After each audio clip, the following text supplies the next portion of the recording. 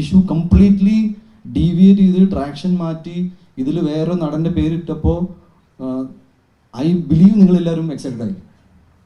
അതല്ല, അതിൽ എൻ്റെ സുഹൃത്തിന് ഒരു പങ്കുമില്ല. അവൻ്റെ സിനിമ സൂപ്പർ ഹിറ്റ് അടിക്കണം. എൻ്റെ മാർക്കോ സിനിമ ഹിറ്റായപ്പോൾ ഞാൻ അവൻ്റെ കൂടെയാണ് അന്ന് രാത്രി ഇരുന്നത്. ARM ഹിറ്റായപ്പോൾ ഞാനാണ് ആദ്യം വിളിച്ചത്. ഞങ്ങൾ പലപ്പോഴും പല സ്ഥലത്തും പബ്ലിക്കലി ഇതിനെക്കുറിച്ച് സംസാരിച്ചിട്ടുണ്ട്. So I really don't think it is the right way. ഒട്ടും ഹെൽത്തി അല്ല. ഞങ്ങൾ അന്ന് തന്നെ സംസാരിച്ചിട്ടുണ്ടായിരുന്നു. കുറച്ച് സ്റ്റിക്കർ ഇട്ട് കളിച്ചു.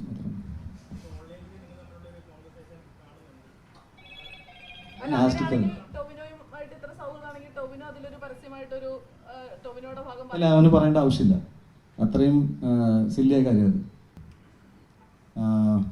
ഞാൻ വേറെ നടനെ കുറിച്ച്, അയാളുടെ സിനിമയെക്കുറിച്ച് സംസാരിക്കാനുള്ള സ്പേസിൽ ഉണ്ടായിരുന്നില്ല. ടൊവിനോയെ കുറിച്ച് ഞാൻ അങ്ങനെയൊന്നും പറയില്ല. എനിക്കങ്ങനെ പറയേണ്ട ആവശ്യമില്ല. വളരെ അടുത്ത സുഹൃത്തുക്കളാണ് ഞങ്ങൾ. എല്ലാ സിനിമകളും, ഞാൻ എല്ലാ സിനിമകളും, വരുന്ന എല്ലാ സിനിമകളും പ്രൊമോട്ട് ചെയ്യുന്ന ആളാണ്. നിങ്ങളെല്ലാവരും ഈ ഓരോ പോസ്റ്റേഴ്സൊക്കെ അയച്ചു തരുമ്പോൾ ഞാൻ അഭിനയിക്കാത്ത സിനിമകൾ പ്രൊമോട്ട് ചെയ്യാറുണ്ട്. ഞാൻ തമിഴിൽ നിന്ന് വരുന്ന എൻ്റെ സുഹൃത്തുക്കളുടെ സിനിമ പ്രൊമോട്ട് ചെയ്തിട്ടുണ്ട്. എൻ്റെ സിനിമകൾ എൻ്റെ ഫ്രണ്ട്സ് പ്രൊമോട്ട് ചെയ്യും. ഞാൻ അങ്ങോട്ട് ചോദിക്കാറില്ല, പക്ഷേ ചെയ്യാറുണ്ട്. അപ്പോൾ ഈ ഇൻഡസ്ട്രി വളരെ സ്മൂത്തായിട്ട് പോകുന്ന സമയത്ത് സ്വന്തം കാര്യങ്ങൾക്ക് വേണ്ടി ഇത്രയും മോശപ്പെട്ട രീതിയിൽ ഞാനിതിനെ വളരെ third rate PR so called PR അല്ല, ഇത് ഭയങ്കര പേഴ്സണൽ വെഞ്ചൻസ്. ഞാൻ നിങ്ങളെല്ലാവരും അതിൽ ഉൾപ്പെടുത്താൻ ആഗ്രഹിക്കുന്നില്ല. ഒരു വ്യക്തിയുടേതാണ്. ഞാനിതിലിപ്പോഴും പറയണു, എന്നെ സംബന്ധിച്ച് ഇതൊരു അടി കേസായിട്ട് എടുക്കാൻ പറ്റില്ല.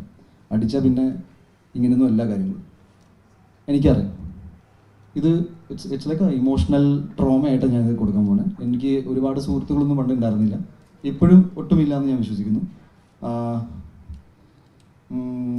ഞാൻ ഈ മലയാള സിനിമകൾ ചെയ്തുകൊണ്ട് പോകുന്ന ഒരാളാണ്. അതിലിപ്പോൾ ഭയങ്കരമായ ഒരു ഒന്നുമില്ല. എല്ലാവരെയും പോലെ സ്ട്രഗിൾ ചെയ്ത് വന്നു. ഞാൻ ഒരിക്കലും എൻ്റെ സ്ട്രഗിൾ സ്റ്റോറീസ് പറഞ്ഞിട്ട് സിമ്പതി മേടിക്കുന്ന ആളുമില്ല.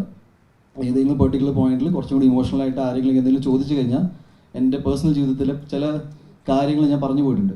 അല്ലാതെ ഞാനിങ്ങനെ ഇരുന്ന് ഞാൻ അവിടുന്ന് ഗുജറാത്തിന് വണ്ടി കയറി വന്നു എന്ന് പറയുന്നത് എനിക്കിഷ്ടമല്ല.